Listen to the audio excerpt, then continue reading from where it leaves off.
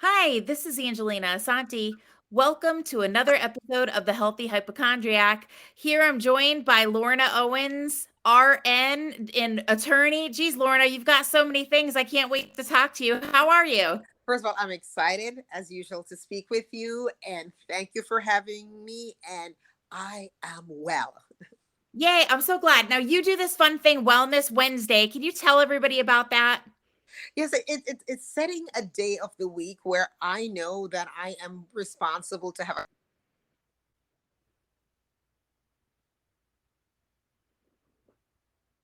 of my about wellness, and also my audience can expect something from me as it relates to wellness. So it's a great meeting point, and I take people through everything from if you're pre-diabetic, if you have high cholesterol, high blood pressure, but most importantly I speak about wellness in terms of a lot of herbs and teas, things that can make you well. And I'm caveat that wellness is a journey, right? So it's not a sprint.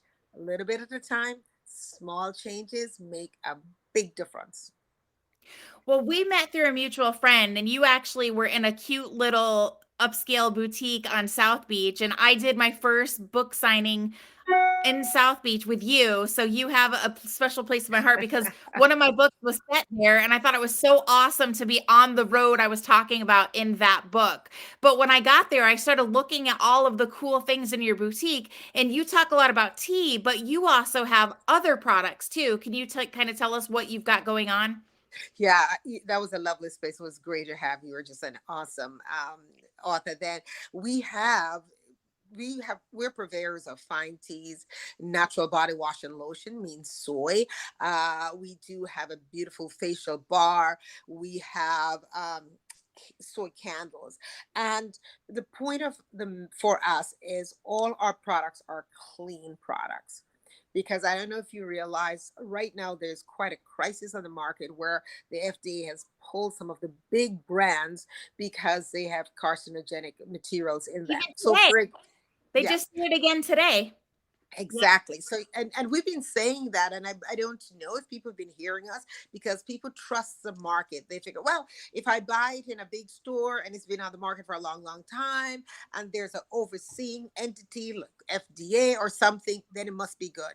They would perhaps look at mine and say, oh, well, it's not, for example, in Nordstrom or Walmart or Target, therefore. And I'm like, no, no, no, no, no, wait. So this is how, for example, we do with our natural body wash and lotion. First of all, we use the European standard in terms of what chemicals to eliminate. They have a higher standard, Even with their unfortunately. food, with their Yes. food, Yeah. it's So incredible. you're Sad. talking about 200 or so harmful chemicals that we exclude. And so we have three kinds of body wash and lotions. For example, we have lemongrass, we have Bulgarian lavender, we have peppermint. Those are essential oils, and we use therapeutic grade essential oils. So the idea is when you're lathering any of this on, you're not only moisturizing, but you are also not getting all those harmful chemicals coming into the bloodstream. Because what folks need to realize is this, that the skin is the largest organ of the body, right? And it will absorb whatever you put on it. So Mm. for example, let's use some we have a lot of topical medication on the market. You go to the doctor, and so you have a heart problem, they give you digoxin ointment, and you put a little patch, a little dab on a patch, and you stick it on your chest.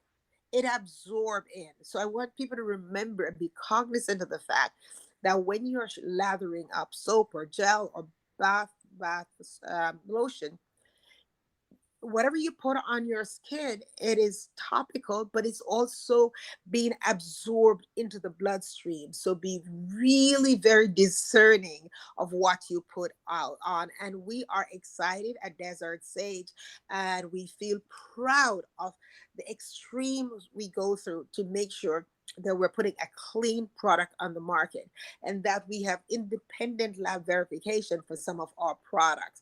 So that is just a note to the wise: read, buy clean products, and don't rely on brand because they're brand, it doesn't mean that, Right. yeah, it is clean. Yes.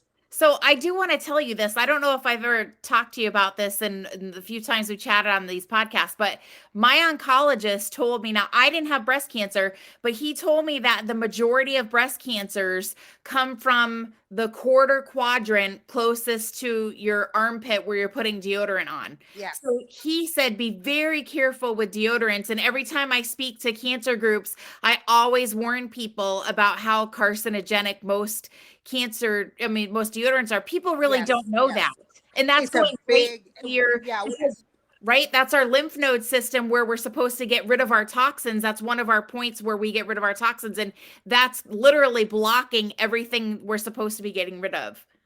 So you and I, let us sound the alarm.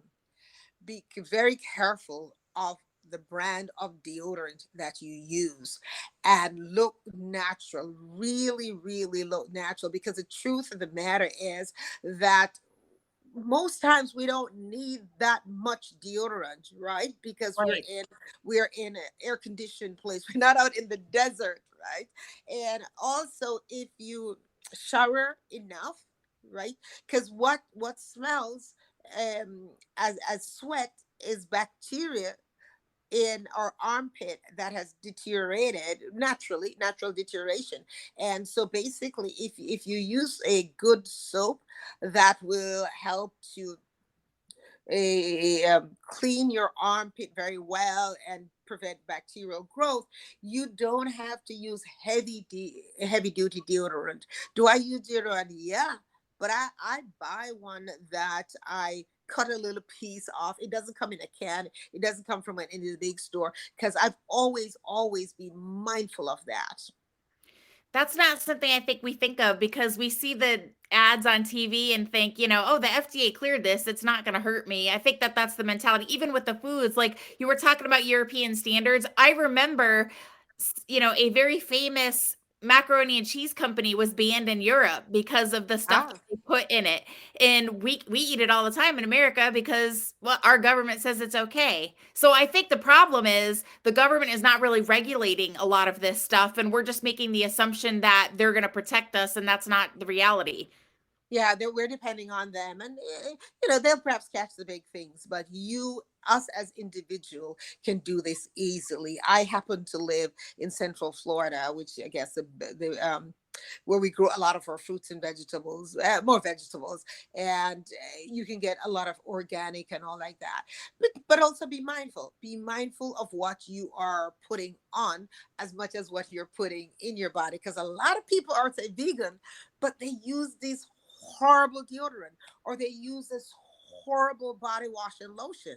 So And yes. can I just say this? Now, I'm really excited that you have partnered with one of the most famous perfumery houses in Paris. And I can't wait for you to talk about that because everyone I know, when I go into their house, they're using these little plug-in air Don't. fresheners that knock me out. And I go in people's car and I'm like, do you realize how toxic that thing Yeah. is? So can you please tell us about your new partnership?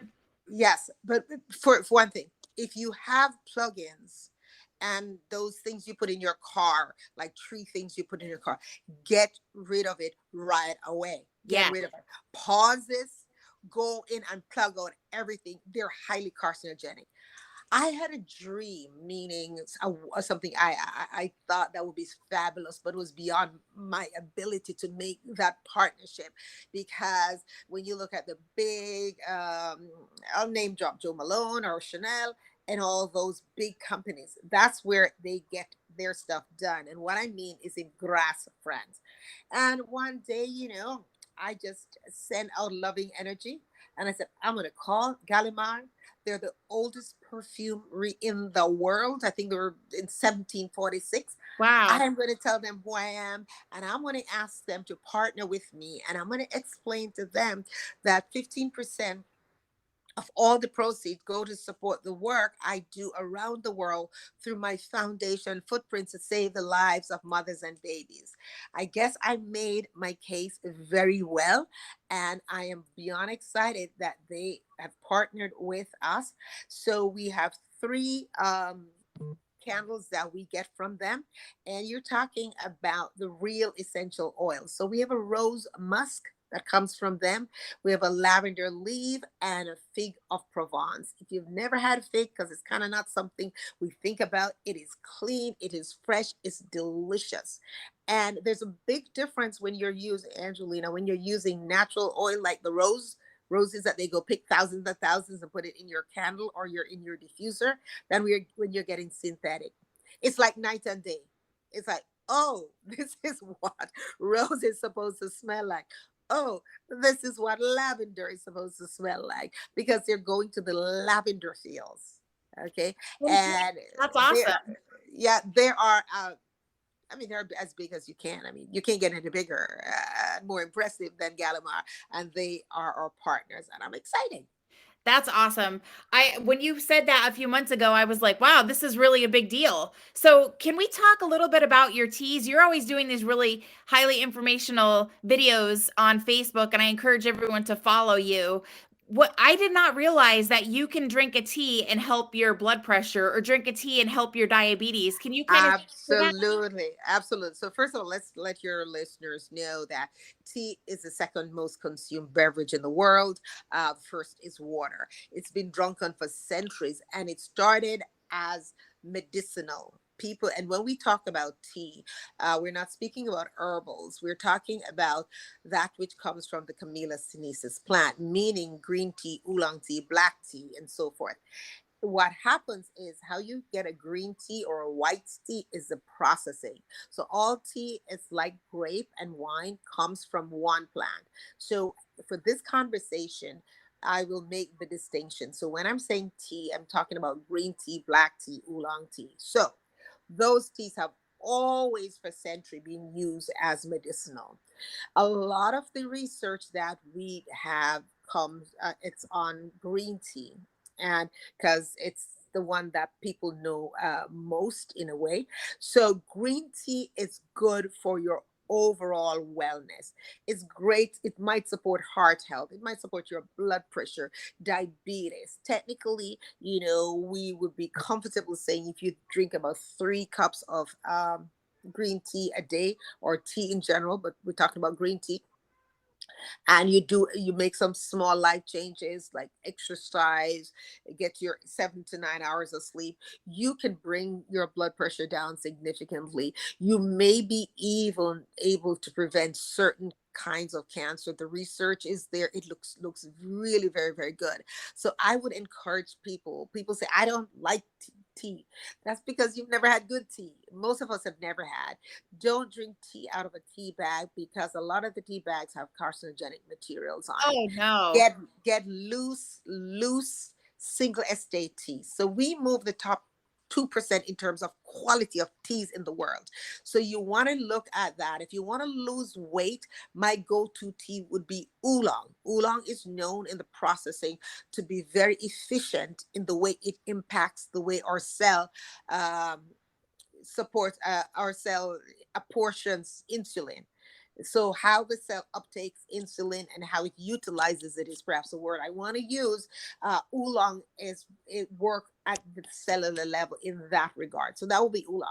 If you want to if you have high cholesterol, everybody knows pu'er, which is an ancient tea from the foothills of Hunan province. It only comes from one place in the world, Hunan province.